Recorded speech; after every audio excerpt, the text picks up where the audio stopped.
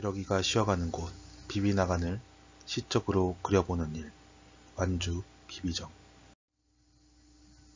나는 지금 훌쩍 떠나지 못하는 사람. 비비정에 대한 글을 써달라는 청탁을 받고 계속 고민했다.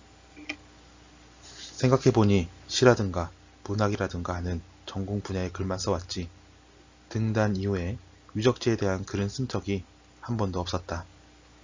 청탁서를 다시 들여다보니 기행문의 성격으로 글을 쓴다면 제일 낫겠다 싶었다. 이 기회에 나를 돌아본다.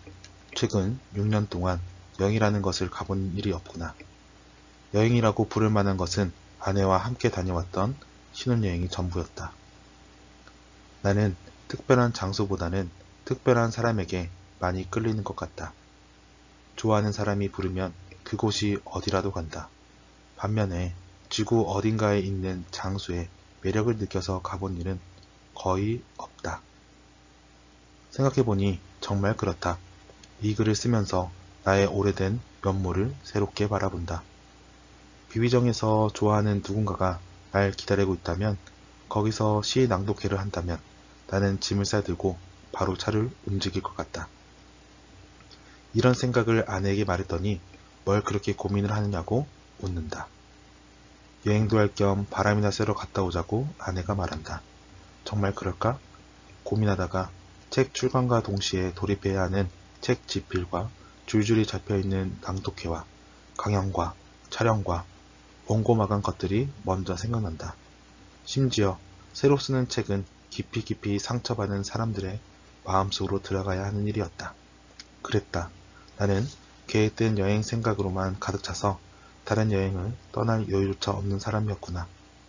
그런데 비비정은 어디에 있는가? 전라북도에 있는 비비정에 미안한 마음이 든다. 몸을 보내기 어려우니 마음을 먼저 보내놓기로 한다. 조선시대의 누정, 비비정에 자꾸 마음이 가는 이유.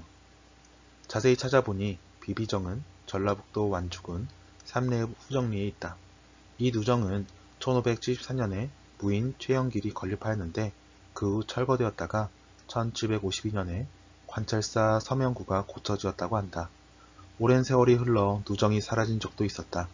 누정이 없었던 세월을 떠올려 본다. 있다가 없는 것, 없었는데 이 세기로 다시 오는 것. 누정은 오랜 기다림 끝에 복원되었다. 1988년 누정을 이 세기로 다시 불러낸 힘은 무엇일까? 생겨났다가 사라졌다가 다시 생겨나기를 거듭했던 누정의 마음이 간다. 시간을 이기는 것은 없다. 영원할 것 같은 가치도 사라진다. 그러니 한낱 돌과 나무로 이루어진 한 해의 누정이 영원할 리 없겠지만 비비나간이라 이름 붙여진 누정이 지금도 이름 그대로 불리고 있다는 사실에 다시 마음이 간다. 어떻게 시공을 초월하여 여기까지 왔을까? 어떻게 살아남았을까? 시인의 마음으로 비비정에 간다면 나는 시인이라서 시를 짓고 시적인 것으로 노래를 부르는 사람이라서 그리운 것들을 자꾸 이름 부르고 그리움을 초월하는 것들까지 이름 부른다. 그리움을 호명하는 일은 우연 이외 우연을 포기하는 일이라서 나는 이 낯설지만 정이 가는 누정에 대해서 쓰고 있는 것이 아닐까? 이처럼 시적인 우연에도 의미를 자꾸 부여해보는 것이 시인이 하는 일이라서 용인에 살고 있는 내가 어느 저녁 전라북도 완주군에 있는 조선시대의 누정을 생각하고 있는 것이다. 비비정은 만산 8경과 만경 8경 중 제5경이 아닌가. 비비정에서 한내 백사장에 내려앉은 기러기 떼를 바라보는 것을 일컬어 비비나간이라고 말하였다. 백사장은 그 당시에도 맑은 햇빛을 받아 만물 가운데 선명하게 빛나고 있었을 것이다. 선비들은 그런 풍경에 보석처럼 박힌 비비정에 올라 술을 마시고 시와 운문을 지으며 풍류를 즐겼다 하는 건데 거기서 지은 시들은 어떠했을까? 나도 그 시절에 태어났다면 그랬을까? 시를 쓴다는 나에게 친구들은 말한다. 시를 쓰려면 자연 풍광이 좋은 곳으로 가야지. 도시에서 무슨 시를 쓴다고 그래. 풍경이 좋은 곳에 있으면 시가 절로 나오는 거야. 그런데 모르는 소리다. 절경 속에 있으면 나는 오히려 시가 안 나올 것만 같다. 그럼에도 불구하고 만약에 내가 비비정에 있다면 여럿이 모여 술잔을 기울이거나 노래를 부르고 있지는 않겠다. 나는 혼자서 그곳에 가고 싶다. 그곳에 녹은 저교를 나 홀로 맛보고 싶다. 어느 날 혼자서 그곳에 도착한다면 나는 비비정의 힘을 빌려 그 순간 가장 시적인 것을 핸드폰 메모장에 옮겨 적을 수도 있지 않을까? 사라졌지만 다시 생겨난 비비정처럼 생명력으로 가득한 것들을 그려볼 수 있으리라. 혹은 안타까운 일들로 나를 영영 떠나버린 사람들에게 전해줄 몇 편의 시를 써내려갈 용기가 나지는 않았을까? 그러나 진실로 시적인 것은 비비정에 가지 않은 일이다. 비비정을 상상하는 일이다. 비비정에 가면 비비정의 상상력을 잃어버릴 것 같다. 비비정이 없는 곳에서 비비정의 풍경을 시적으로 그려보는 것이 내게는 어쩐지 더 좋다. 나는 비비나간이라는 이름에 깃든 순간들을 시라고 불러보고 싶다. 기러기가 쉬어가는 곳이라니. 노을을 향해서 날아가다가 잠시 지상에 내려와 날개를 쉴 수 있는 곳이라면 그곳은 이 지상에 몇 없는 진실로 따뜻한 곳이 아닐까?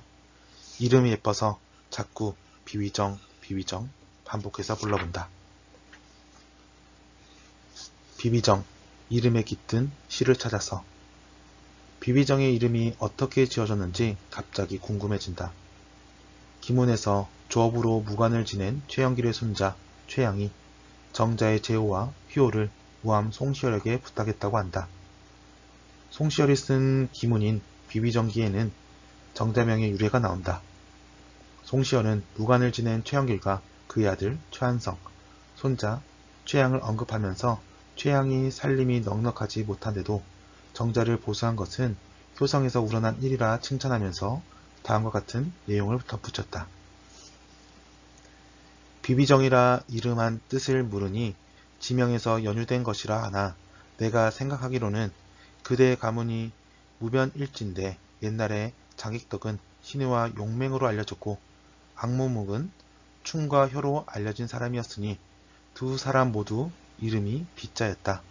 장비와 악비의 춘절을 본뜬다면 정자의 규모는 비록 작다 할지라도 뜻은 큰 것이 아니겠는가. 송시열은 최양의 장대한 기고를 보고 장비와 악비를 떠올렸다. 그들은 용맹뿐 아니라 충절과 효로도 잘 알려진 사람이다. 송시열은 날비자를 2번 써서 귀감으로 삼는다면 정자의 규모는 비록 작다도 뜻은 큰 것이라 하였다. 비비정은 귀엽고 깜찍한 이름이라고 생각했는데 알고 보니 용맹과 충절과 효의 정신으로 지어진 이름이었다. 어찌 보면 요즘의 나에게 필요한 덕목들이 아닌가. 나는 이 세계의 폭력에 맞서 싸우는 시인으로서 끊임없이 용기를 내야 한다. 비비의 용맹을 나도 가져보고 싶다. 그 가운데 내가 이미 지니고 있는 인간의 따뜻함을 믿어보고 싶다. 이것이 내가 버리지 말아야 할 충절일 수도 있겠다. 요즘은 나이 드신 부모님께 더 가까이 다가가고 싶다. 효도할 시간이 많지 않다는 생각을 요즘 들어 하게 된다. 작디 작은 것들처럼 보이지만 진실로 큰 것들. 송시열이 쓴 비비정기에서 가장 시적인 구절을 따로 떼어서 읽어본다. 비비정처럼 시간을 오래오래 통과해내고 싶어서 그런가. 정자의 규모는 비록 작다 할지라도 뜻은 큰 것이 아니겠는가. 나는 이 구절에 오래도록 시선이 머문다. 작지만 큰 뜻을 품고 있는 존재들에게 건네는 한 토막의 시 같아서 자꾸 다시 읽어보게 된다. 작지만 그 무엇보다 큰 뜻을 품고 있는 것이 시가 아니었던가. 비비정이 오랜 세월의 풍파 속에서도 왜 사라지지 않았는지 나는 알 것만 같다. 비비정 같은 시를 쓰고 싶다. 비비정과 같은 시인을 만나고 싶다. 글을 다 쓰고 나서야 비비정에 꼭 한 번쯤 가보고 싶어진다. 이 원고는 책으로 발간되어 지역사회에 무료로 배포될 예정이라고 하는데 그 책이 도착하면 떠나볼까? 어쩌면 아내와 함께 오랜만에 여행이란 것을 가볼 수도 있지 않을까? 모르는 일이다. 비비정에서 꽃이 피는 봄날, 마음속에 그리던 멋진 시낭독회가 열릴 수도 있지 않겠는가?